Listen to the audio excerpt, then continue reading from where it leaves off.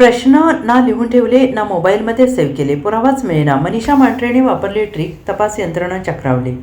नीट पेपरफुटीचा cut Shivray मोटेगावकरने त्याच्या साथीदारांना हाताशी धरून अतिशय सुनियोजितपणे आखल्याचं सीबीआयच्या तपासात समोर येत आहे. त्यासाठी मोटेगावकरने सर्वात आधी त्याच्या क्लासमध्ये काम करणाऱ्या पी.व्ही. कुलकर्णीची NTA प्रश्नपत्रिका सेट करणाऱ्या पॅनलवर वर्णी लावून घेतली आणि सोबत मनीषा मांढरे हिची देखील NTA पॅनलवर वर्णी लावण्यात आली. कुलकर्णी केमिस्ट्री आणि मांढरे बायोलॉजीच्या प्रश्नपत्रिका फोडणार आणि त्या मोटेगावकरपर्यंत पोहोच करणार अशी सोय करण्यात आली होती.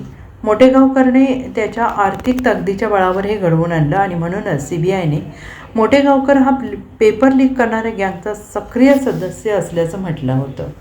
नीट पेपरफुटी प्रकरणी मनीषा मांढरेला 14 दिवसांची सीबीआय कोठडी सुनावण्यात आली आहे आणि याच दरम्यान मनीषा मांढरेबाबत एक धक्कादायक माहिती समोर येते आहे. मनीषा मांढरेच्या तपासात तांत्रिक अडचणी येत आहेत. मनीषा मांढरेची स्वतःची स्मरणशक्ती चांगली होती, त्यामुळे या स्मरणशक्तीचा मनीषा मांढरेने उपयोग केला. मनीषा मांढरेला सर्व प्रश्न तोंडपाठ होते. मनीषा मांढरेने कोणताही पुरावा मागे सोडलेला नाही.